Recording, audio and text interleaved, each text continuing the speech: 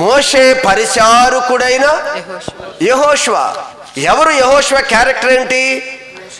యెహోషువ గ్రంథములో మొదటి అధ్యాయములో మొదటి మాట ఏంటి అంటే ఈయన పరిచారకుడు,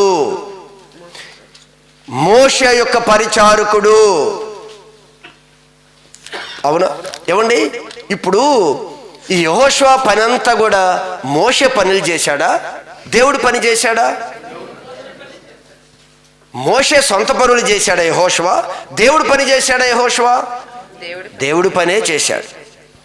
ఈరోజు మీకు కూడా పరిచర్య అప్పగిస్తున్నప్పుడు అది నా పని చేయటం లేదు, మీరు దేవుడు పని అని మీరు పరిచర్య చేస్తున్నారు కనుక బహుమానం ఇచ్చే దేవుడు ఒక దినాన్ని మిమ్మల్ని దర్శిస్తాడు. ఆయన అంటున్నాడు, మోషే పరిచారకుడైన యెహోషువ అని మొదట చూశాం కదా. చివరి అధ్యాయం ఎండింగ్కి చివరి అధ్యాయం అంటే 24వ అధ్యాయంలోకి వెళ్ళండి.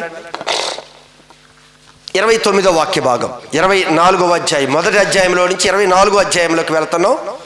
అక్కడ 29వ వాక్య భాగం. ఈ సంగతులు జరిగిన తరువాత నూను కుమారుడును యెహోవా దాసుడైన యెహోషువ దేవుని దాసుడుగా మార్చబడ్డాడు. అక్కడ మోషే పరిచారకుడిగా తన యొక్క ఆత్మీయ జీవితాన్ని ప్రారంభించిన యెహోషువ ఇక్కడ యెహోవా దాసుడు, దేవుని యొక్క సేవకుడిగా మార్చబడ్డాడు. పదవి పెద్దదైపోయింది. లక్షల మంది ఇశ్రాయేలు జనాంగాన్ని నడిపించుకోలే నాయకుడిగా నియమించాడు దేవుడు. ఈరోజు మనం 10 మందిని మనం నడిపించలేము. లక్షల మందిని కాల్బలాన్ని నడిపించగలిగే యోధుడిగా చేశాడు ఆయన.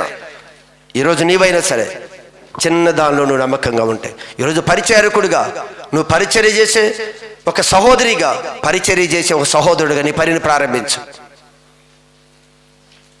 నమ్మకస్తులకి మెండైన దీవెనలు ఉంటాయి.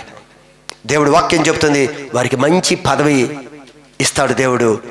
రెండవదండి, విశ్వాసములో మీరు బలవంతులుగా మార్చబడతారు.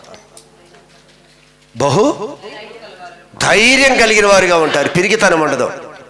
కానీ నీకు అప్పగించిన ఏ పరిచర్యైనా నమ్మకంగా చేయి. అది దేవుడి పని, అది దేవుడిచ్చిన భాగ్యము. ఎక్కడ కూడా దాన్ని మిస్లీడ్ చేయడానికి వీలే.